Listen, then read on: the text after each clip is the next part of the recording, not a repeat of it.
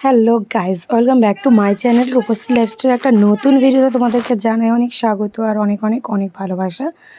তো দেখো, বাপের বাড়িতে চলে এসেছি বাবুর এক্সাম মিটে যেতেই। তো এসেই আমাদের পাড়াতে একটা ধরে বেঁধে বিয়ে দেওয়া হচ্ছে আর কি। ধরে বেঁধে বলতে কি, লাভ ম্যারেজ। বাড়ি থেকে রাজি নয়, তাই আরেকজনদের বাড়িতে এসে বিয়ে দেওয়া হচ্ছে। আর আমার বাবুকে দেখো ধরে বেঁধে নির্ভর করে দিয়েছে।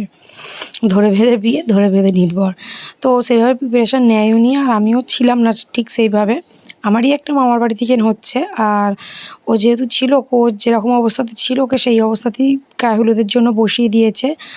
আর ও যে সর্ষে তেল দিয়েছিল না হলুদের সাথে, ওর মুখ খুব জ্বালা করছিল, চোখ জ্বালা করছিল, তার জন্য ওইরকম ছটফট করছিল। মাকে বললাম যে তোমার কাপড়টা দিয়ে একটু ঝেড়ে দাও। এখানে দেখো যাদের বিয়ে হয়েছে তাদের খুব একটা বয়স নয়, অল্পই বয়স। এখানে গায়ে হলুদ চলছে, সেরকমভাবে কেউই ছিল না। আমাকে নিমন্ত্রণ করেছিল, যেহেতু মায়েরা এও হয়েছিল। আর মামার বাড়ি বললাম তো প্রথমেই। তো দেখো, আমি নাইটি পরেই চলে এসেছিলাম, রান্নাবান্না করছিলাম। তো কনে সাজানো থেকে তারপর বিকেলে রান্না, অনেক কিছুই রান্না করেছিলাম। তো যাই হোক, এখানে কাকিমা করছে, দেখো কী করছে, এটাতে কী জানি, মনে হচ্ছে মুগের ডাল। তারপরে দেখো আমাদের ঘরের পেছনে সরি কী বলে ফেললাম। যাই হোক, পুকুরে চান করানোর জন্য নিয়ে এসছে। আমি এটা জুম করে দেখাচ্ছিলাম। নেই করে বেশ ভালোই লোক ছিল। নিমন্ত্রিত না হলো, পাড়ার গেস্ট, মানে পাড়ার লোকজনও ছিল। আর এইগুলো সব ওদের বাড়িরই। তো এইরকম বিয়ে উপভোগ আমি প্রথমবার করলাম, মানে ধরে বেঁধে বিয়ে যেটাকে বলা হয়।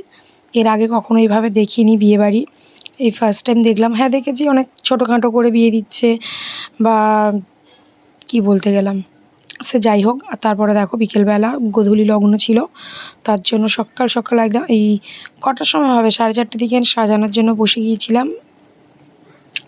আমি ওকে সাজিয়ে দিচ্ছি। আমি তো বাপের বাড়িতে এসেছিলাম, এমনি চলে এসেছি, সাজগোজের জিনিস কিছু নিয়ে আসিনি। ওরই জিনিস নিয়ে ওকে যেরকম পেরেছি সাজিয়ে দিয়েছি। আর আমি তো ব্রাইডাল মেকআপ শিখিনি, আমি আগে যেটা শিখেছিলাম যেরকম নর্মাল একটা কনে সাজানো, সেই রকমই সাজিয়েছিলাম। আর সেইভাবে কোনো জিনিসই ছিল না ওকে সাজানোর মতন। আর আর ওই যে কী বলে ওটাকে, ফাউন্ডেশনটা ছিল না, ওর সেট অনুযায়ী ছিল না। ওর স্কিনের থেকে না অনেক ব্রাইট ছিল ফাউন্ডেশনটা, তাই জন্য তোমরা লাস্টে দেখতেই পাবে যে ওর মুখটা বেশি, কী বলবো, একটু যা মানে বেশি সাদা সাদা লাগছিল।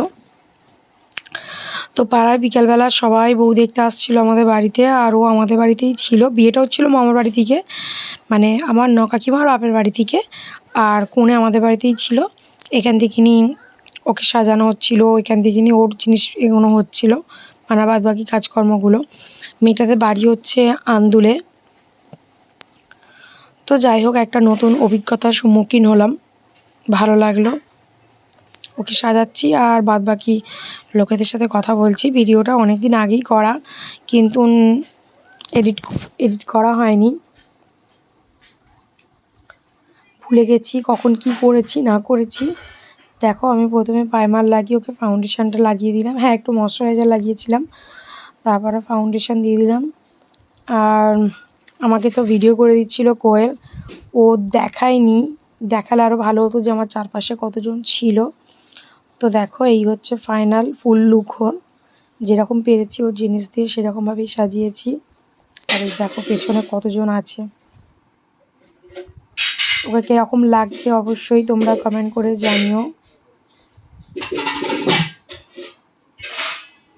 তো পিছন দিকটা আমি দেখিয়ে দিলাম কতজন আছে। দেখো, এরা কিন্তু প্রথম থেকেই ছিল, আর এরা সব বউ দেখতে এসেছিল। আর এখানে দেখো বিয়ে হচ্ছে। তো বিয়ে গাঁটছড়া বাঁধবে বলে আঁচল খুঁজছিল বয়ে।